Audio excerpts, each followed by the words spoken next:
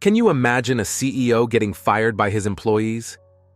In many episodes of Undercover Boss, we've seen employees being unnecessarily rude and ending up losing their jobs. Well, it happened when this young CEO decided to go undercover to meet the unsung heroes of his company. Join us as we uncover the undercover boss who got the shock of his life when he ended up getting fired by his employee. GSI CEO Goes Undercover. The founder and CEO of GSI Commerce, Michael Rubin, decided to go undercover to see how his employees were doing. GSI Commerce is an e-commerce business that handles merchandise and shipping for large companies and corporations, such as the NFL and MLB. GSI receives the goods and ships them directly to the customers. Michael Rubin has been in business since he was a little boy, starting with when he sold stationery from door to door at only 8 years of age, to owning a ski shop, and then to running a business at 21 that was turning in millions of dollars. Though a family man, he is so busy that he barely has time for his wife and daughter. Since he is always so busy, it doesn't come as a surprise that he is constantly seeking ways to improve his business. And that was when he came up with the interesting idea of going undercover. During the peak seasonal time for the company, Michael called a meeting with his board members and revealed to them his plan to go undercover for a week. Unsurprisingly, the board members were noticeably taken aback by his decision. It wasn't until after he explained that it was for the benefit of all that the members calmed down. He would go undercover under the name Gary, and his employees would be told he was participating in a TV show about seasonal jobs. Now, of course, Michael would be nervous. He was nervous because he had always been his boss, and being given orders felt different. Working under someone might be a little challenging for him, but he'd do it anyway. On his first day as an employee, he flew to Richwood, Kentucky, to work in the fulfillment center. At that place, they pack thousands of orders daily to be sent to customers. There, he met Matt, a floor supervisor who took him to a seasonal worker, Rochelle, who taught him to load the trucks with the numerous boxes. The job was pretty intense, as the boxes came very fast, but Michael caught on quickly, and they managed to keep on with the load together. While loading the boxes, Michael accidentally hit Rochelle in the face, but she laughed it off, and they continued working. After the loading, they moved on to the easier task of stacking the boxes. While working, Michael observed Rochelle and discovered that she had developed a technique to speed up the work process and be more productive. He was very impressed to see a seasonal worker who wouldn't even be there the next season coming up with innovative ideas to boost productivity and increase the company's proficiency. At the end of his first day, the undercover boss was exhausted. When he first came, he thought the job would be easier. He thought he would come and simply impress everyone with his skill. But instead, he was the one who was amazed at how hard the work turned out to be. He realized how hard his employees must work to grow his company. On his second day as an employee in his company, Michael traveled to Florida to work in the call centers. It is important to note that GSI Commerce receives more than 20 million calls a year, so all the calls must go to the right places and be handled properly. It seemed that Michael didn't have to worry about that because when he saw how Adam handled one of the complaint calls, he was nothing short of impressed. When it came to Michael's turn to handle the calls and resolve some complaints with the aid of Adams's help, he accepted the calls and resolved various issues that the customers had to complain about seamlessly. It was as if it was something he was used to doing. During the break, Michael learned that Adam had been working there for a year after he had to leave his former job when he lost his daughter at childbirth. It turned out that he lost his job because he wasn't present that day, and he wasn't present at work because he lost his daughter. Did we say Michael had nothing to worry about regarding handling calls? Well, he does. Because when he sat with Danielle, the outcome was the opposite of what happened with Adam. The call was harder because the customer needed to budge from the offer. However, Danielle made the whole thing even worse. She got impatient and put the customer on hold, then took the call again, but an argument ensued. She got into an argument with the customer. Unsurprisingly, Michael got visibly upset with how Danielle treated the customer and was on the verge of blowing his cover. Well, if you guessed that the call ended without any headway, then you guessed right. The customer hung up in frustration. Michael had to go outside to vent his frustration. According to him, through the call, he went from heartbroken to extreme anger, as Danielle's behavior was not what he expected of his employees. CEO shockingly gets fired after some days on the job. On day 3, as an employee, he returned to Richwood, Kentucky, to work again in the fulfillment center, but this time, as a box patcher, things took an interesting twist. He met the supervisor, Greg, who took him to the parking area and put him alongside Shannon, who taught him how to pack. He discovered Shannon was very efficient at her job. She was fast and doubled the work. Michael was highly impressed and tried to catch up to her speed, but he couldn't, as he only managed to do half the work. During lunch break, while they talked, he learned that Shannon worked 7 days a week to support her family. On to the juicy now. During their next shift, Gary came bouncing in, holding some of the boxes Michael had patched in his hands. The boxes had multiple problems, so he told him that he didn't meet the requirements, so his services were no longer needed. Yep, he simply fired him on the spot. Well, of course, he was shocked that he just got fired and slightly embarrassed at his performance.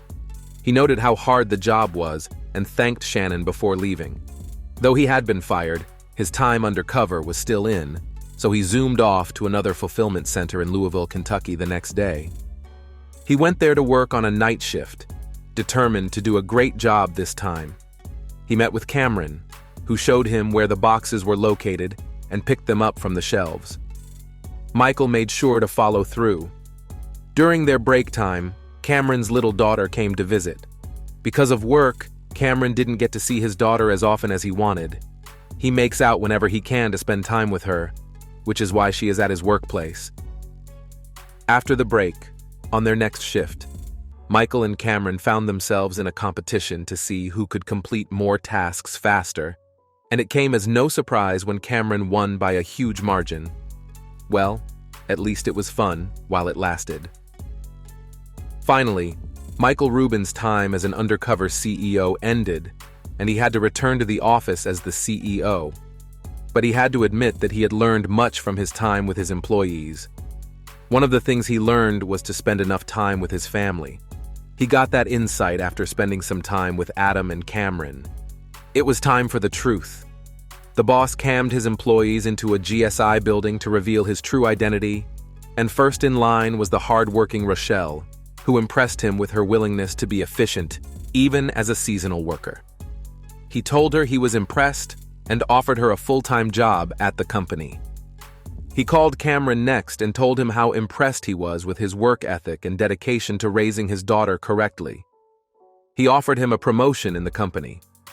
Cameron left the office teary-eyed with a $1,000 gift card to get his daughter a Christmas present.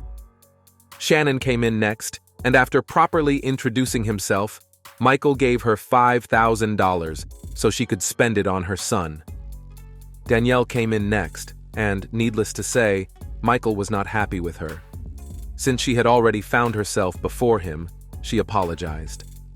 He gave her another chance while also reminding himself to ensure the employees undergo proper training so that the same situation doesn't repeat itself. The last person to be called in was Adam, with whom Michael was very impressed. He told Adam that he was mind-blown by and surprised by his work ethic and dedication. He also expressed his sadness at the loss of Adam's daughter. Michael knew Adam was planning a wedding and committed to putting $10,000 into it. As expected, Adam was surprised by the generosity. Wanting to share the experience with other employees, Michael called a meeting where he talked about his meeting, giving highlights of his time undercover. The employees who were committed could only thank their stars. Rochelle became a full-time employee. Cameron was on his way to becoming a supervisor. Shannon put the $5,000 to good use, and Danielle went through proper training. We have seen how calmly Michael Rubin handled his employees. And even though he was visibly frustrated with Danielle, he still maintained his calm. However, there are some employees that one cannot just be calm with, and some undercover bosses have had to fire their employees. Extremely rude front desk associate. Eric Cassavary, the founder of the weightlifting company Retro Fitness, found himself lifting some heavy weights because of this extremely rude front desk worker. He had decided to go undercover because the company was at a critical point. He went to work at the front desk because that part is very important, being the first point of contact. Jacqueline works at the front desk of Retro Fitness, a gym in New Jersey. At first, she was calm and collected, just like any other front desk worker. She sounded kind and encouraging, but that was until she opened her mouth and the sword started flying out. She mentioned that she wanted to harm her co-workers. She blatantly insulted the customers. She was verbally abusing the customers. But little did she know that the CEO was right there, in front of her, listening to her rambling. She even showed that most of the time, she was simply on her phone. According to her, people only come there to interrupt, and she always feels like punching them in the face. Jacqueline's tongue seemed sharper than a knife. She chose to stab non-stop while showing Eric how the job is done. She showed him how to make smoothies her way instead of following the recipes. She continued to dump all the leftover smoothies down the drain. When Eric objected, he was also shoved down the drain. After she was asked what she thought about a CEO's disguise, she still managed to bluff her way through. She even put up an act when she was being questioned and denied being like that. According to her, she wouldn't have done all that acting and said those abusive words if she knew the CEO was there. She managed to piss off the CEO so badly that she was fired. The employee who has people. The chief brand officer of Boston Market, Sarah Bidroff, decided to go undercover at one of their restaurant chains. There, she worked with a supervisor named Ronnie. There's a popular belief in marketing and sales that the customer is always right.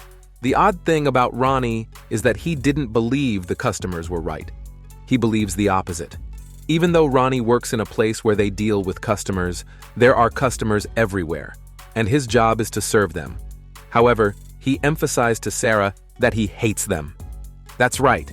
Instead of treating the customers with care, Ronnie hates them. But he didn't just hate them. According to him, he hated them more than anything else because it's all about them, and they're always demanding one thing or another. Ronnie delved into great detail about his hate for customers, stating how they always need one thing or another. He even states that the customers were nothing special. He still needs to be done. He even has preferences among the customers he hates. According to him, he hated the children and older people the most because they were very annoying, and sometimes they didn't even know what they wanted, not to mention that they couldn't talk properly. Little did Ronnie know he was saying all this directly to his boss. It's easy to imagine what the boss did next. She led him outside and quietly introduced herself before asking him to go home for the day to think carefully about whether he could work in that environment. It is not hard to see that he has been fired. The abusive manager. Ever heard of checkers and rallies? The president and CEO of this restaurant chain, Rick Silva, went undercover under the codename Alex. The undercover boss visited one of his stores to see how the manager handled things. But the visit wasn't nice at all. The manager, who doubles as the supervisor, was quite a menace.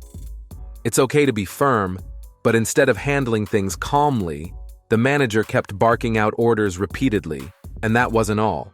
While barking out those orders, he was simultaneously abusive. The manager was abusive to the employees to the point of being caught on camera saying nasty things, including that he could beat up any employee who went in overtime. The CEO was so angry that he dragged him outside and rebuked him, telling him he didn't belong there. The manager went overboard with his sassiness, and the boss had to blow his cover and tell him his identity immediately. The boss told him that he knew the right way to run a restaurant, and from what he saw that day, the manager's approach was completely wrong. The boss shut down the store for a week so his employees didn't have to deal with the insufferable manager. The Iron First chef. Nader Maseda, president and CEO of Buffalo Wings and Rings, went undercover and could not believe what he witnessed. He went to the restaurant to see how his employees were doing, but he found a kitchen manager with an extremely bad temper at one of the franchises. This kitchen manager was going rough on those working under him. The guy was like a loose cannon, shooting vulgar words immediately. He was also very condescending to his co-workers, and the CEO was horrified when he saw how the guy carried himself. The funny thing is that he wasn't even remorseful. He blatantly told the boss that fear equals respect, so he had to rule with an iron fist. Having had enough of it, the boss brought in the kitchen manager, a franchise owner, and another co-worker to discuss the matter. There, it was reported that the kitchen manager disrespected some girls, and that many complaints about the guy's conduct and language were received. Nader allowed the franchise owner to decide what to do with him. The franchise owner did not waste time saying that the kitchen manager should be separated from them and found it hard to believe. The winner thinks he'll succeed more if separated from the kitchen manager. As earlier stated, the guy was very unremorseful. Even after being fired, he intended to change his ways, but he simply didn't see himself as at fault. Undercover CEO gets bullied. The CEO of Menchie's frozen yogurt franchise, Ahmed Keenberg, went undercover with the code name Alan to work in one of their Washington locations. It was immediately clear that the person in charge there, a certain blonde named Drew, had no intention of teaching him. Obviously, she was more interested in telling him what to do. Rather than walking him through the steps, she expected him to pick up the clues. How Drew became a shift manager still needs to be determined. She didn't teach him anything, and even when it seemed like she was trying to explain something, it didn't help. She showed her sassiness when she lifted her door and asked another employee to tie her shoelaces. This made the undercover boss extremely uncomfortable. She even said a pretty lady like her did not need to work. The worst part was when Drew was attending to customers, and Ahmed overheard her gossiping with them, except that he was the subject of the gossip. She said he was asking too many questions, as if they were on a date. Yeah, this attitude was just too disgusting for an employee. You can already guess what Hallie did next. While many employees seriously deserve to be fired, there are also the good ones whose dedication and diligence to work led some of their bosses to reward them. Employee caught smoking. What happens when the employee has many good qualities, but also has one incredibly bad quality that could ruin the business? Jane Grodovels, chairman of Donatus Pizza, went undercover to see how deliveries were going. She met a delivery driver named Aaron, with whom she saw great potential. When she first met him, she immediately described him as the driver, but she only realized how wrong she was after a few deliveries. Jane initially saw that Aaron had good customer service balanced with speed. He didn't even walk. He ran up the stairs every time. That's some good quality you'd want in a delivery driver. Therefore, it was no surprise that most customers simply asked him to keep the change. Things took an ugly turn when Aaron confessed to Jane that some of the customers smoked pot, and then sometimes they'd invite him in to smoke a few rounds with them. Understandably, Jane expected Aaron to say he declined all invites, but that wasn't it. Aaron blatantly said he would go in and smoke with them. This was a very bad situation because Aaron was a driver and wasn't supposed to smoke on the job. Besides being unhealthy and unwise, it's even illegal. If you look at it, it's no different from drinking heavily while driving. This revelation completely put Jane off. Clearly, the picture of the perfect driver she had painted of Aaron in her head had crumbled like a castle made of sand. He didn't smoke at the end of his shift, but in the middle of the job. Jane was so disappointed that it felt like a betrayal. During the big reveal, after making her identity known, Jane did not mince words when she confronted him about his behavior, telling him that it made her mad. Well, when your boss is really mad at you, it all boils down to one thing. You're probably on your way out of the company's doors. She told him that she had no choice but to let him go. But you must admit, Letting such an exceptional worker go just like that is quite hard. Therefore, since he had proven himself to be exceptional, he would be allowed to take a drug test for 30 days, and then he might just find himself being rehired. Aaron also realized that he had messed up big time, and unlike our Iron Fist chef, he did not try to justify his actions at all, and he accepted the conditions without wasting time, promising that he'd make good use of the second chance he'd been given. GSI CEO Goes Undercover. The founder of GSI decided to go undercover to find the most dedicated employees. She went into one of her stores, Charlotte, from North Carolina, as a cupcake decorator.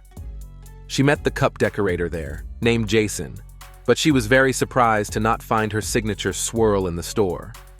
As a matter of fact, Jason didn't even know that there was a GSI swirl. Things didn't seem to be in place. The caramel wasn't out right, and the sprinkler wasn't sprinkling. But when our undercover boss tried decorating the place, she couldn't do it. Jason took her on a cupcake delivery ride. Along the way, they hit a lot of bumps, and the boss noticed that Jason cares about the business and the customers, but he might still be in need of receiving proper training. As they worked, Jason explained to her that GSI cupcakes allowed him to better his life. During the big revelation, the boss told him that he didn't swirl it right, but that wasn't his fault since he wasn't properly trained. She made him an offer to come over to Nashville and work with her so he could get the requisite training. And that's not all. This undercover boss proved to be one of the most generous, because what she offered next wasn't something you see every day. In order to relieve Jason of his financial burdens, she offered him $30,000 for his financial troubles.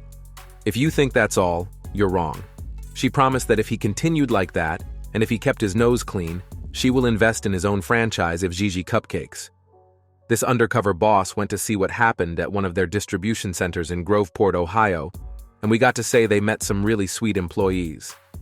Seeing how work went down at the center, the boss decided to try her hand at picking. A locker is the person who takes the order and goes to the shelves where the product is stored, puts it in a box, ready to be packed, and meets with her instructor, Tyler. She noticed that Tyler was doing an awesome job as a locker, even though he worked 2 jobs and simultaneously went to college. So they decided to have a little race, and with no surprise, Tyler won by a huge margin.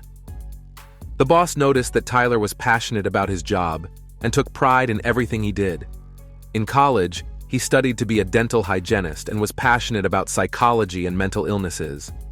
Nicole found herself inspired by her employee. He was exactly the type of worker she wanted to see. And the big moment came when Nicole revealed her identity as the boss. She decided to give everyone a pair of shoes on their anniversary, but that wasn't all for Tyler. She gave him an additional $5,000 so he didn't have to grab every overtime hour he could find.